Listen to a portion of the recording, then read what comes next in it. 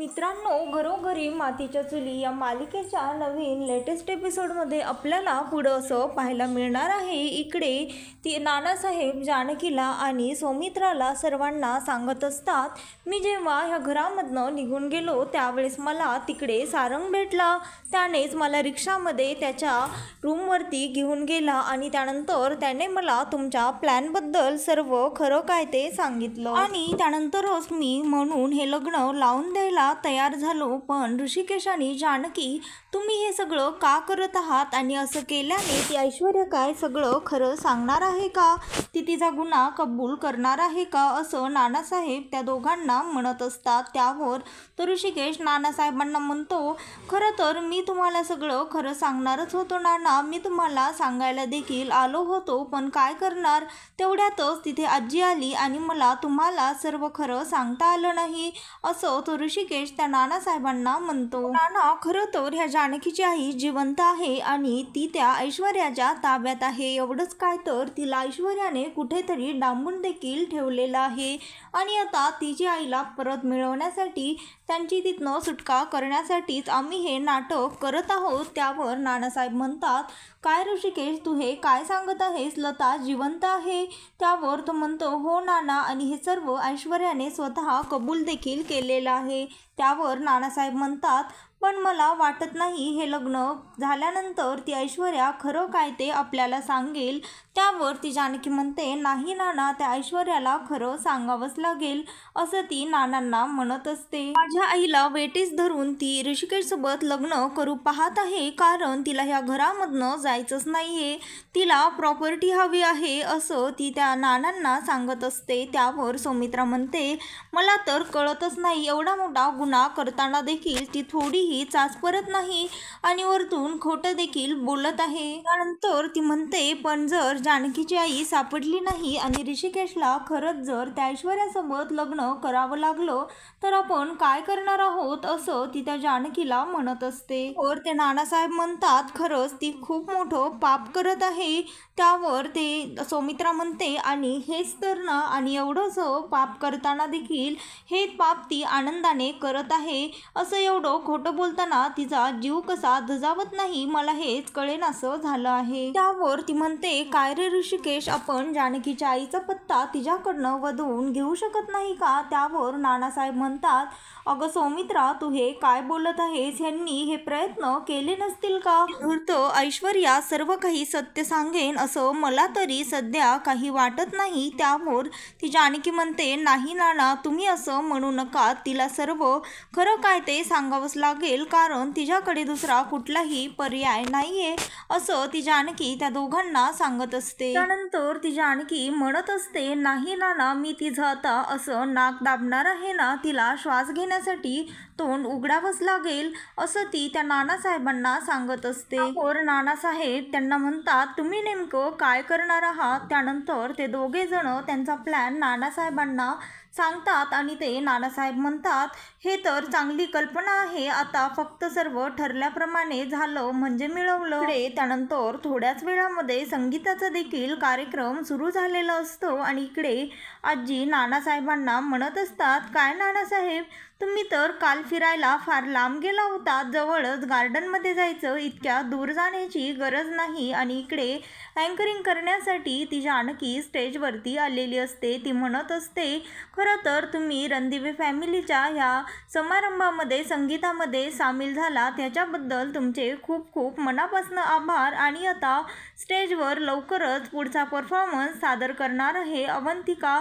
त्यावर ती ऐश्वर्या तिला असं म्हणण्यापासून थांबवते आणि त्यानंतर ती स्वतः तिथे स्टेजवर जाते आणि ती म्हणते, खरं तर माझं आणि ऋषिकेशचं लग्न आहे, मग सर्वात आधी परफॉर्मन्स देखील नवीन नवरा नवरीच करणार, असं ती त्या जानकीला सांगते आणि तिथनं तिला खाली जाऊन बसायला सांगते.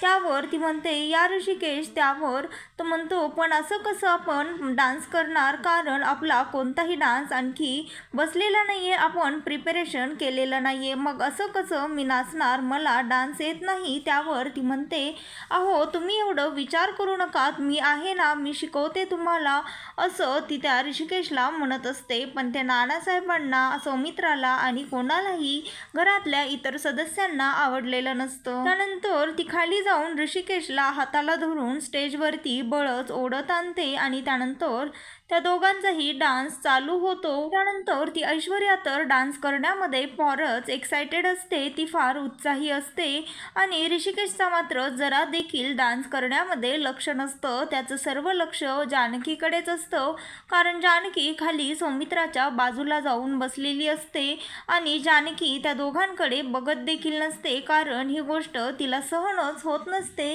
की तिचा नवरा दुसऱ्या कोणत्या बाईसोबत डान्स करत आहे. आणि त्यानंतर थोड्याच वेळामध्ये त्या दोघांचा परफॉर्मन्स संपतो आणि त्यानंतर इकडे पुन्हा त्या दोघांसाठी सर्वजण टाळ्या देखील वाजवतात आणि आजी म्हणतात, खरंच तुम्ही दोघांनी तर धमालच केली. आणि तिच्या मैत्रिणी देखील तिच्यासाठी चेअरअप करत असतात आणि सर्वजण संगीतामध्ये डान्स करण्यामध्ये ती ऐश्वर्या बिझी आहे हे पाहून तो सौमित्र तिथनं उठतो आणि इकडे बाहेर त्या सारंगला भेटण्यासाठी येतो.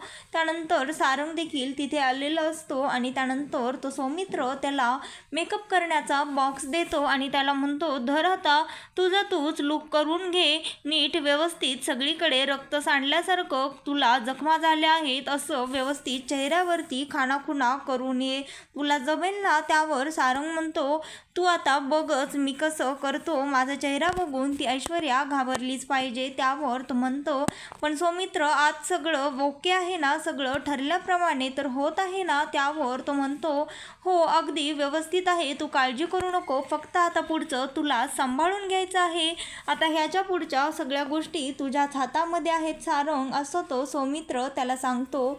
त्यावर तो म्हणतो, तू आता पुढच्या कोणत्याही गोष्टीची काळजी करू नको, तू आता जा, नाहीतर उगाच संशय येईल, असं तो सारंग त्याला म्हणतो. आणि त्यानंतर तो सारंग देखील तिथनं निघून जातो आणि इकडे ऐश्वर्याला तो ऋषिकेश त्या ऐश्वर्यासोबत डान्स करत आहे हे त्या जानकीला बघा वाटत नाही. त्यानंतर ती स्वतः स्टेजवर जाते आणि त्या ऋषिकेशसोबत डान्स करते आणि त्या ऐश्वर्याला साईडला ढकलते. त्यानंतर इकडे ती ऐश्वर्या धाक दाखवून ऋषिकेशला खाली स्टेजवरनं जायला सांगते. त्यानंतर ती ऐश्वर्या आणि जानकी दोघीजणीही डान्स करायला लागतात. छबीदार छबी मी तोऱ्यात उभी या गाण्यावर त्या दोघी देखील डान्स करतात. त्यानंतर ती ऐश्वर्या डान्स करता करता खाली पडते आणि ती जानकी तिच्यावर हसायला लागते. त्यावर ती आजी विचारते, तुला फार लागलं नाही ना, आणि असं म्हणून आजी देखील ऐश्वर्यावर हसायला लागते. आणि त्यानंतर ती ऐश्वर्या स्वतःच्या मनाशीच म्हणत असते, दैव देखील हिच्या बाजूने प्रत्येकच वेळी कसं उभं राहतं, खरंच मला तर कळत नाही. त्यानंतर ती ऐश्वर्या खाली येऊन बसते आणि त्यानंतर जानकी म्हणत असते, आता एका सुंदर राजाच्या आणि त्याच्या लब्बाड राणीची गोष्ट इथे सादर करण्यासाठी येत आहेत अवंतिका आणि सौमित्र. त्यानंतर सर्वजण हे ऐकून टाळ्या वाजवतात आणि ती जानकी साईडला उभी राहते. त्यानंतर इकडे त्यांचा डान्स चालू होतो. त्यावर ती म्हणत असते, ऐका आता एका राजाच्या लब्बाड राणीची आणि भोळ्या राजाची कहाणी. राजा असतो भारी आणि राणी असते लब्बाड. राणी फारच आगाऊ असते, असं म्हणून अशा गाण्यामध्ये जे जे आत्तापर्यंत त्या ऐश्वर्याने कारनामे केलेले आहेत ते सर्व कारनामे ती जानकी सांगत असते. आणि इकडे मागे सौमित्र आणि अवंतिका त्या ऐश्वर्याचं आणि सारंगचं पार्ट करत असतात. त्यानंतर जशा प्रकारे तिने सारंगला स्वतःच्या प्रेमाच्या जाळ्यामध्ये ओढलं आणि त्यानंतर तिचा वापर करून घेतला हे सर्व ते दोघं जण दाखवत असतात. त्यानंतर इकडे स्वतःला आणि सारंगला तिथे स्टेजवरती पाहून ती ऐश्वर्या मनामध्ये घाबरलेली असते. तिला असं वाटत असतं हे सर्व काय घडत आहे आणि तिच्या मनामध्ये देखील भीती बसलेली असते, कारण तिच्या आता तिने जे पापे केली आहेत, जे कारस्थान तिने याआधी केले होते ते सर्व कारस्थान तिला आठवायला लागत असतात. त्यानंतर इकडे ती जानकी तिच्याजवळ जाते आणि तिला म्हणत असते, राणीचा रंग गोरा चाले भारी तोरा, ऐका ऐका ऐका राजमहालाची कहाणी, भोळा राजा त्याची लब्बाड राणी, असं ती जानकी ऐश्वर्याकडे पाहून म्हणत असते. त्यावर त्या ऐश्वर्याला मात्र हे सर्व काही पाहून धक्का बसत असतो. तिच्या पायाखालची जमीनच सरकलेली असते आणि तिला माहीत असतं हे जानकीने सर्व मुद्दाम केलेलं आहे. त्यानंतर तो सौमित्र आणि ती अवंतिका हे देखील दाखवतात कशा प्रकारे त्याने खोटं बोलून सर्व ते पेपर प्रॉपर्टीचे मिळवले आणि त्या ऐश्वर्याने खोटं बोलून कसे स्वतःच्या नावावर करून घेतले आणि त्यानंतर त्या सारंगचा कसा ॲक्सिडेंट झाला हे सर्व काही ते तिथे दाखवतात. हे पाहून तर त्या ऐश्वर्याला घाम आलेला असतो आणि त्यानंतर तिला सगळीकडे सगळ्यांच्या रूपामध्ये सारंगच दिसत असतो. तिला अवंतिकामध्ये देखील सारंग दिसतो आणि सौमित्रामध्ये सुद्धा सारंग दिसतो. त्याच्यानंतर ऋषिकेश तिच्या साईडला बसलेला असतो आणि ऋषिकेशकडे ती बघते तर तिथे देखील तिला सारंगच दिसतो. हे सगळं पाहून तिला कळत नाही माझ्यासोबत हे काय चाललेलं आहे, कारण सारंग तिथे खरोखर आलेला असतो.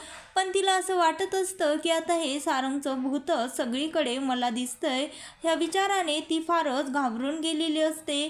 त्यानंतर ती जानकी तिच्यासमोर येऊन म्हणत असते, असल्या गुन्हाला माफी नाही, असल्या चुकीला कसलीही माफी नाही. हे ऐकून तर तिच्या मनामध्ये धसकीत बसते आणि त्यानंतर ती फार घाबरून तिच्याजवळच सारंग देखील आलेला असतो. त्यानंतर ते पाहून तर ती फारच जोरामध्ये किंचाळते आणि तिथे जागेवरच बेशुद्ध होऊन पडते. त्यानंतर इकडे सगळीकडे लाईट्स टाकतात आणि त्यानंतर सारंग देखील तिथनं आता वहिनी आपलं काम झालं असं म्हणून तिथनं निघून जातो, कारण तिथे आजी देखील असतात. आजीला कोणालाही संशय येऊ नये म्हणून लगेचच सारंग तिथनं चटकन निघून जातो आणि इकडे ती ऐश्वर्याशी बेशुद्ध चक्कर येऊन पडलेली आहे. हे पाहून सर्वजण संगीताचा कार्यक्रम तिथे थांबवतात आणि तिला इकडे ऋषिकेश आणि जानकी घरी घेऊन येतात. त्यानंतर तिला तिथे तिच्या बेडवरती झोपवतात. तर ती जानकी ऋषिकेशला म्हणत असते, ऋषिकेश तुमच्या सर्व लक्षात आहे ना, अगदी ठरलंय तसंच बोलायचं आहे. त्यावर तेवढ्यातच तिला शुद्ध येते आणि ती विचारते काय ठरलं आहे. त्यावर तो म्हणतो नाही काही नाही जानकी, तुझा इथनं मी बघतो हिच्याकडे, असं म्हणून ती जानकीला तो खाली पाठवतो आणि त्यानंतर तो ऋषिकेश त्या ऐश्वर्याला विचारतो तुला आता बरं वाटतंय का. त्यावर ती म्हणते नाही मला अजिबातच बरं वाटत नाहीये, माझं डोकं गरगरल्यासारखं होत आहे आणि मी आत्ता सारंगला खाली बघितलं. त्यावर तो म्हणतो रिलॅक्स हो, पॅनिक होऊ नकोस. त्यावर ती म्हणते अहो मी खरंच सांगते, मी सारंगला माझ्या साईडला बसलेलं बघितलं होतं. त्यानंतर ते इकडे तिकडे फिरत देखील होते, त्यांच्या चेहऱ्यांवर अशा जखमा झालेल्या होत्या. त्यावर ती पण विचारते पण खरं तर सारंग ह्या जगामध्येच नाही आहेत, मग सारंग इथे कसं असू शकतात, मला तर काहीच कळत नाहीये माझ्यासोबत हे सर्व काय घडत आहे. त्यावर तो म्हणतो अगं तू जास्त विचार करू नकोस, तू आधी हे लिंबू पाणी घे बरं. त्यावर ती म्हणते नाही नको, मला खरंच नकोय ऋषिकेश. त्यावर तो ऋषिकेश तिला बळजबरीने ते लिंबू पाणी प्यायला लावतो आणि इकडे सौमित्राला, अवंतिकाला आणि नानासाहेबांना सगळ्यांना सांगत असते खरं तर आम्ही तिच्या लिंबू सरबतामध्ये गुंगीचं औषध मिसळलं आहे, कारण असं केल्यानंतर ती तिचं सेन्सेस हरवून बसेल आणि त्यानंतर आपण ह्याच संधीचा तर फायदा घ्यायचा आहे. त्यावर सौमित्रा म्हणते तू नेमकं काय म्हणत आहेस जानकी, मला तर काहीच कळत नाही आहे, तू जरा नीट सांगशील का. त्यावर ती म्हणते अगं आता आई तुम्हीच बघा, ज्या वेळेस तिला फार झोप येईल आणि तिचं डोकं देखील जड पडलेलं असेल, ह्याच संधीचा फायदा घेऊन तिच्याकडनं खरं काय ते आपल्याला वदवून घ्यायचं आहे, खरं सत्य जाणून घ्यायचं आहे. माझी आई तिच्या ताब्यामध्ये आहे तर ती कुठे आहे, तिचा पत्ता आपल्याला काढून घ्यायचा आहे, असं ती जानकीच त्या सर्वांना सांगत असते. त्यावर सौमित्र म्हणतो नाना तुम्ही नका काळजी करू, ऋषिकेश दादा आहे ना, तो सर्व काही नीट सांभाळून घेईन, असं तो नानांना सांगतो. त्यानंतर इकडे ती माया वॉशरूमवरनं येते तर तिला घरामध्ये सगळीकडे रॉकेलचा वास येत असतो। त्यानंतर ती हॉलमध्ये जाऊन बघते तर तिथे लताबाई सगळीकडे रॉकेल शिंपडत असतात। हे पाहून ती म्हणते, काकू तुम्ही हे सर्व काय करत आहात आणि कशासाठी तुम्ही हे सर्व करत आहात? तुम्ही आधी थांबवा बरं, असं तुम्ही करू नका, तुम्ही माझं ऐका प्लीज काकू, असं ती त्या लताबाईंना रिक्वेस्ट करत असते। पण लताबाई काही तिचं ऐकत नाही आणि ती म्हणते, आता माझ्याकडे दुसरा कुठलाही पर्याय नाही आहे माया, आता आपल्याला इथनं आपली सुटका जर करून घ्यायची असेल तर आपल्याकडे मात्र एवढा एकच मार्ग शिल्लक आहे। त्यावर ती माया म्हणते, काकू तुम्ही असं करत आहात तर ह्या प्रकारे तर आपली इथनं सुटका नाही, कायमचीच सुटका होईल। तुम्हाला कळतंय का तुम्ही हे कोणतं पाऊल उचलत आहात? मी तुम्हाला असं बिलकुलही करू देणार नाही। पण ती लताबाई काही तिचं ऐकत नाही आणि त्यानंतर ती म्हणते, मला हे धाडस दाखवावंच लागेल। त्यानंतर ती सगळीकडे रॉकेल टाकते आणि माचीस देखील घेते। त्यावर ती माया तिला असं करण्यापासून अडवत असते। तिने त्या लताबाईंचे हात गच्च धरून पकडलेले असतात। त्यावर ती लताबाई त्या मायाला साईडला झिडकारते आणि ती माया तिथे बेडवर पडते। त्यानंतर ती लताबाई माचीसची काडी ओढते आणि सगळीकडे आग लागती। लगेचच आग सगळीकडे पसरते आणि त्या लताबाईंना मात्र ती आग सहन होत नसते। त्यानंतर ती माया कशीबशी त्या आगीतनं रस्ता काढून तिथे जाते, दाराजवळ दार वाजवते। त्यानंतर तो गुंड देखील आतमध्ये येतो आणि त्यानंतर त्याला काहीही दिसत नसतं पलीकडे काय आहे, त्या दोघीजणी कुठे आहेत हे, कारण आगच तेवढी प्रचंड वाढलेली असते। आणि त्या आगीमध्ये लताबाई तिला फार तिचा BP हाय होतो, तिला दम देखील लागत असतो, तिला श्वास घ्यायलाही त्रास होतो। अशा अवस्थेमध्ये देखील ती त्या जानकीकडे जाण्यासाठी हे धाडस करते आणि त्या आगीतनं एका साईडला जिन्यातनं खाली निसटते। तोपर्यंत तो माणूस इकडे किचनमध्ये बाथरूममध्ये जाऊन तो दार तोडून पाणी टाकण्याचा प्रयत्न करत असतो। इकडे ती ऐश्वर्याकडनं लताबाईंचा पत्ता घेण्यामध्ये ती जानकी आणि ऋषिकेश सर्वजण तिला प्रश्न विचारत असतात। पण ती वारंवार हेच सांगत असते, मला खरंच माहीत नाही जानकीची आई कुठे आहे, ती मेली आहे, असंच ती सांगत असते। त्यावर ती हे देखील म्हणते, तिची आई मेली आहे, मी तर फक्त हे नाटक करत होते। हे ऐकून तर त्या जानकीच्या पायाखालची जमीनच सरकते आणि त्यानंतर इकडे लताबाई आणि माया तिथनं सुटून पोलीस स्टेशनकडे आलेल्या असतात। त्यांनी पोलिसांना फोन केलेला असतो, त्यांचं लोकेशनही पाठवलेलं असतं आणि इकडे तो सौमित्र जानकीला म्हणतो, वहिनी तू असा विचार करू नकोस, तुझी आई जिवंत आहे आणि पोलिसांना देखील आता त्या जिथे आहे त्या लोकेशनची लीड भेटलेली आहे, लवकरच तुझी आई आपल्या सोबत असेल, असं तो सौमित्र जानकीला सांगत असतो। तर मित्रांनो, घरोघरी मातीच्या चुली या मालिकेचे नवनवीन लेटेस्ट एपिसोड पाहण्यासाठी आत्ता चॅनलला लाईक, शेअर आणि सबस्क्राईब मात्र नक्की करा। व्हिडिओ आवडले असल्यास व्हिडिओला कमेंट देखील करा।